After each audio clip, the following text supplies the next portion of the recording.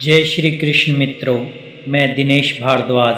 स्वागत है आपका हमारे YouTube चैनल पर जिसका नाम है मोटिवेशनल स्पार्क। श्री कृष्ण कहते हैं खुद को खुश रखना सीखो, क्योंकि इस दुनिया में हर कोई बस अपनी कहानी में व्यस्त है।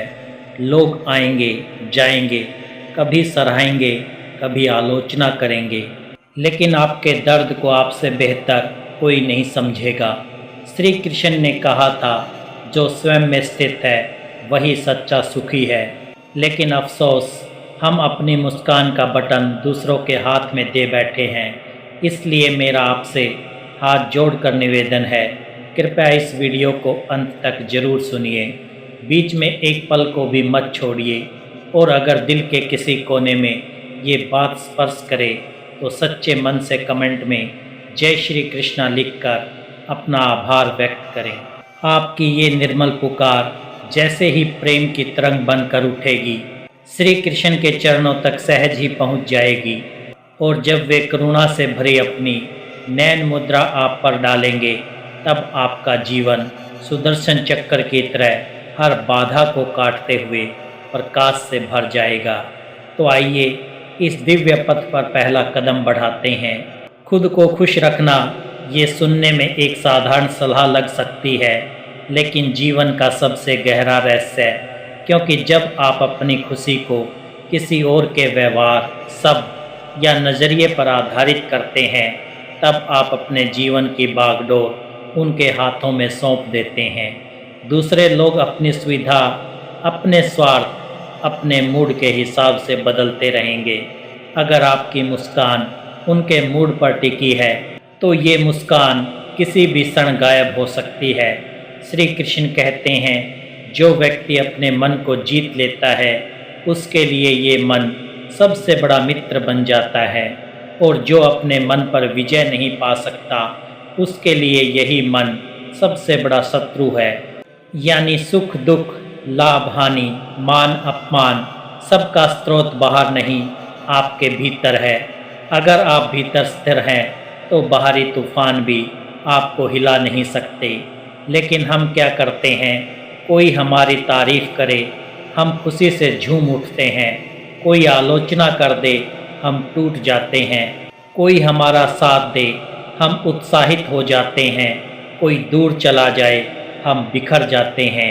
यही तो गुलामी है, और ये गुलामी किसी और की नहीं, हमारे अपने मन की है। यहाँ एक छोटी सी कथा याद आती है।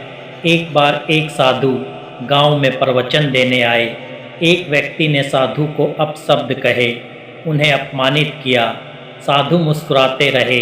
लोगों ने पूछा, महाराज, आपको गुस्सा नहीं आया? साधु ने कहा, अगर कोई आपको उपहार दे और आप उसे स्वीकार ना करें, तो वो उपहार किसके पास रहेगा? वही जिसने दिया है। इसी तरह अगर मैं उनके अपशब्द स्वीकार ना करूं, तो उनका जहर उन्हीं के भीतर रहेगा। यही है खुद को खुश रखने की कला। अपने भीतर के दरवाजे को इस तरह बंद कर देना कि बाहरी नकारात्मकता अंदर प्रवेश ही ना कर सके। खुद को खुश रखना मतलब परिस्थितियों के बावजूद जीना सीखना। ये कोई स्वार्थ नहीं, बल्कि आत्मसम्मान है। क्योंकि अगर आप खुद खुश रहेंगे, तभी आप दूसरों को भी सच्ची खुशी दे पाएंगे। और अगर आप भीतर से टूटे होंगे, तो आपकी उपस्थिति भी आसपास अंधकार फैला देगी। याद रखिए, खुशी कोई चीज़ नहीं जिसे ढूंढ कर लाया जाए।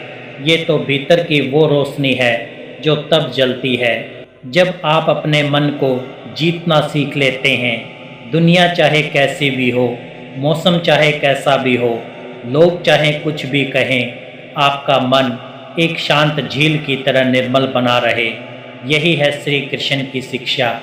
जब आप खुद को खुश रखना सीख लेते हैं, तब आप किसी भी परिस्थिति में टूटते नहीं, बल्कि और मजबूत होते हैं। दुनिया की सबसे बड़ी शक्ति है आपकी आंतरिक स्थिरता। युद्ध भूमि में अर्जुन के हाथ काँप रहे थे, आंखें आंसुओं से भर गई थी और मन भय से भर गया था। वो अपने ही रिश्तेदारों के सामने था, लेकिन निर्णय लेने की शक्ति खो बैठा था। तब श्री कृष्ण ने उससे कहा, हे अर्जुन, ये जीवन एक युद्ध है और अगर तुमने अपने मन को जीत लिया तो कोई तुम्हें हरा नहीं सकता।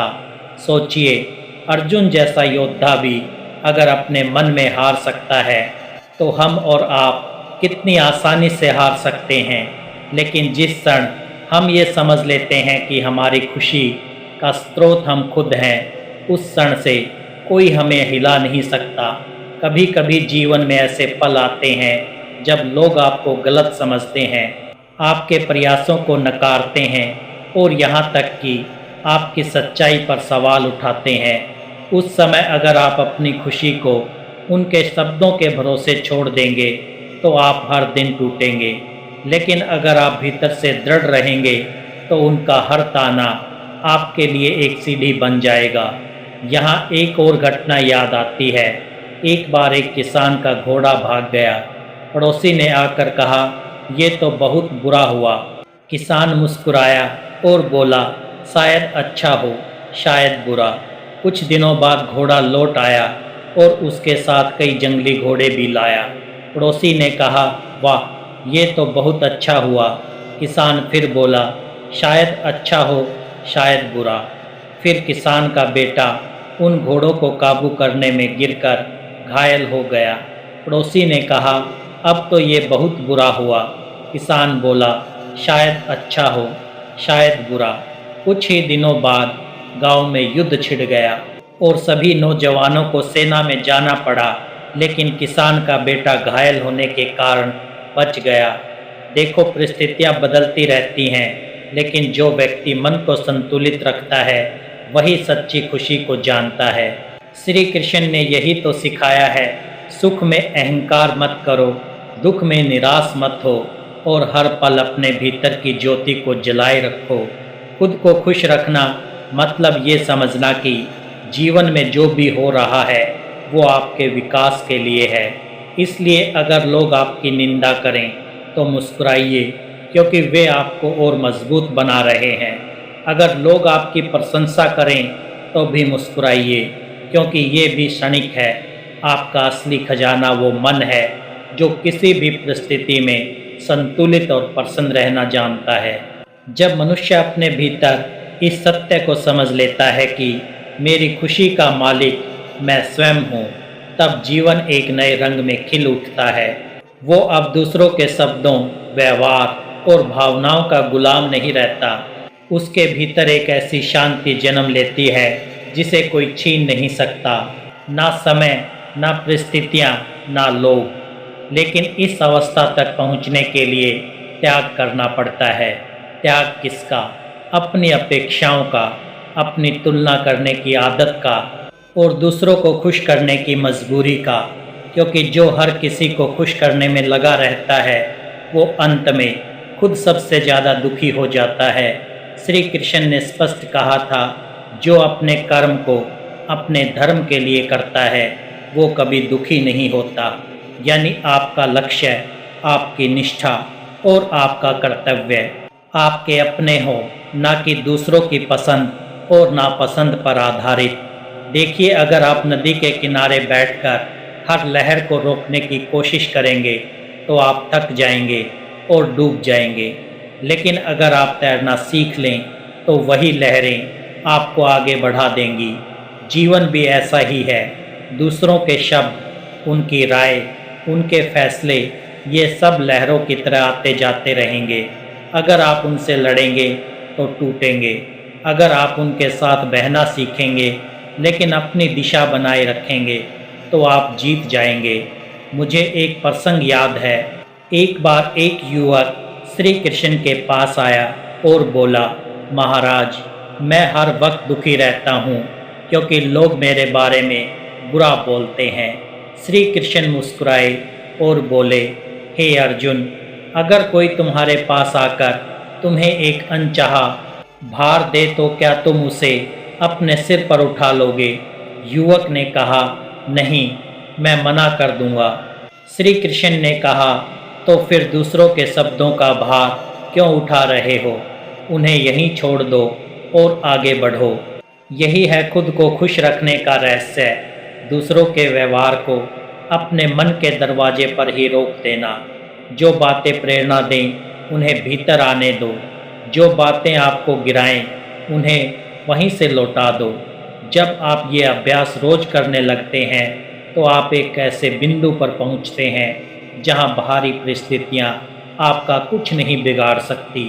आपकी मुस्कान अब मौसम की तरह बदलने वाली नहीं रहती, वो सूर्य की तरह स्थिर और तेजस्वी हो जाती है। याद रखिए, जीवन में सबसे सुंदर उपहार जो आप खुद को दे सकते हैं वो है अपने मन पर विजय।